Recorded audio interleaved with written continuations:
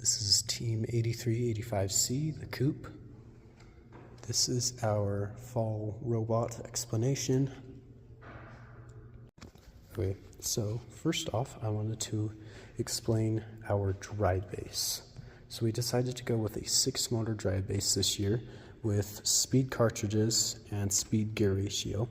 A couple reasons for that. Last year, we had a 4-motor drive base and it was very slow. We couldn't really get around the field very fast. So this year we decided to go with speed and power, so that way we'd be able to move around the field very fast, especially with a game like this year, where you're gonna want to get around the field very quickly. It's a very fast-paced offensive game. There's not much defense in this game, so I wanted to be able to be fast and get around the field. And then we added these sleds right here. Just uses that plate on the side, and then we have these spacers that are loosely put so that way they're able to roll. This is just to help us get into the parking zone. We have 4 of them on each side.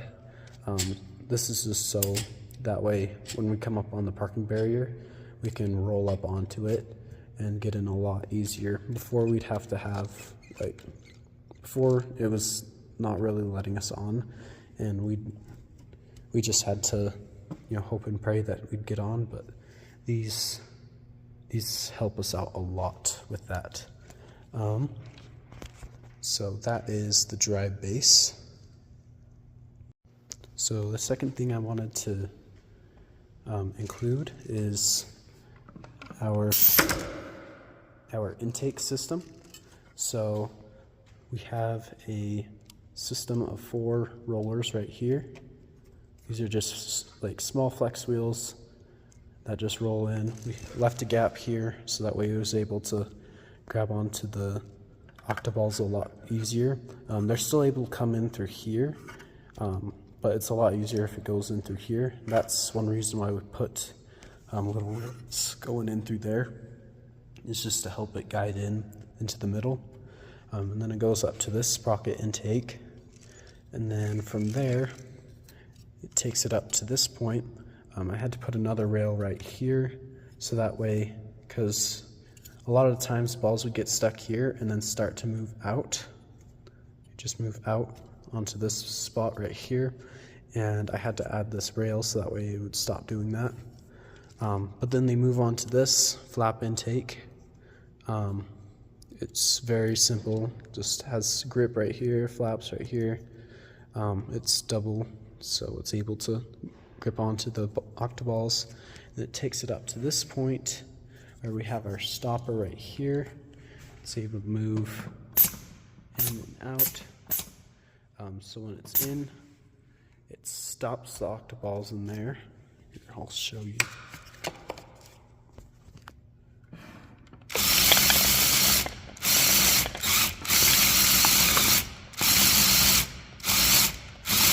So it stops them right there. Then we're able to hold a lot more. We're able to hold about 4 to 5 in this entire system at a time, which is really good. And then it just lets it out, lets it up to this point right here. This is where we have another sprocket intake right here. And then go around to this point, we have some more flex wheels right here. These are just to help it get onto the top gull. And then we also have these pieces of PLA plastic. And I added these so that way when it was getting on, it wouldn't fly up or to either side. And that helps us a lot with accuracy, meaning like if the goal is like right here, we can come in from an angle and still score. So. And then we also added this piece right here to kind of help form into the scoring spot. This helps a lot with match because our driver just, he can't really be precise on the field, especially in an extremely fast and offensive game. And precision is very hard to achieve, so we need to make sure that we have as many guides as possible. And then it goes up through here, and then out like so. It's a very fast intake. We use a speed motor right here and a speed motor right here, and it's all just one connected chain intake. This is so that way we have strength on from both of these motors connected together, and it's able to go up a lot faster. So the third thing I want to talk to you guys about is our scraper or loader mech. So basically it's able to go on through here onto the loader, scrape in, and then it uses the natural bend of the loader to naturally move over here like this. We have it on rubber bands so that way it always snaps back. And then we have these right here, these plates here that only let one ball through at a time. And then I also put these pieces right here for structure support, so that way this piece, make sure this piece doesn't move around, and then this piece, make sure that this doesn't move around, because this piece right here is connected to our high strength axle, and we didn't want that moving around as much. And then I also put these little wheels down through here, just so that way when it's down, it's able to be not only at the perfect height aligning with it, but also so that way we're not ripping up any field tiles. You'll see a lot of people with Omni wheels, which does work, but it's very bulky. These are just very small, they slide around on the field easy, and it doesn't really catch on the field tiles going like this at all. So that's why we decided to go with these instead of Omni wheels. And then right here we have the high strength axle going all the way across through here. And then for these, what I did was I just took this piece right here, these kind of pieces, and I drilled them out so that way it'd fit into the high strength axle.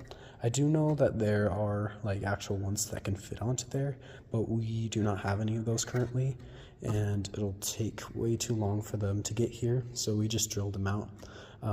This does make them a little bit weaker, but that's why we have 4 of them, and they have not shown any signs of breaking, so we're good on that part. So that is, oh, and one more thing, we have it powered by these large pistons. We used to have them single actuated up here and then a rubber band. However, that rubber band was actually bending the end of it right here, and I had to bend them back constantly. So we decided to go with a double actuation. Sure, we use more air, but we don't actually use this, we don't actuate and bring it back all the time during a match or even during skills.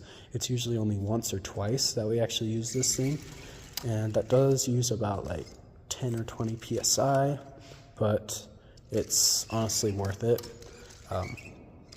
to have that double actuation and not bend our pistons. So the third thing I wanted to talk to you guys about is our double park mech. So it's very simple. We just have 2 of our medium-sized pistons that are right here above our intake, or our initial intake, that can go down. We use these rubber end pieces right here, and we have it single actuating because it's an end game and it doesn't need to be double. However, we did put this rubber band here just in case we accidentally initialize that, so that way you're just able to come back up, because if it goes down and we're not able to move that, then we can't actually intake. So we put this rubber band there for a safety precaution essentially. But basically the idea of it is that pretend that this piece is the parking barrier. We drive up onto it like that. our back wheels are on it like so, and so that way this side is up and this side is still down onto the field tile. Then what we do is we take the ball right there and we outtake it to that point, and then we push down on that piston right there, and it just shoots down and onto the ball, making the entire system go up. I know that other side isn't up right now, but we also don't have another piece on that other side, so that's the reason why. So yeah, we haven't actually gotten the chance to use this in a competition yet.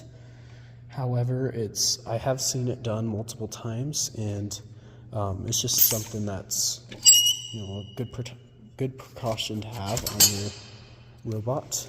You'll see a lot of them where they'll incorporate it into their initial intake, but I didn't really want to mess with our initial intake again since I already had to mess with it multiple times. So I just added this. It's really simple, just goes down, and there's no need for messing with our initial intake. So that is, I believe, our last mechanism that I wanted to talk about.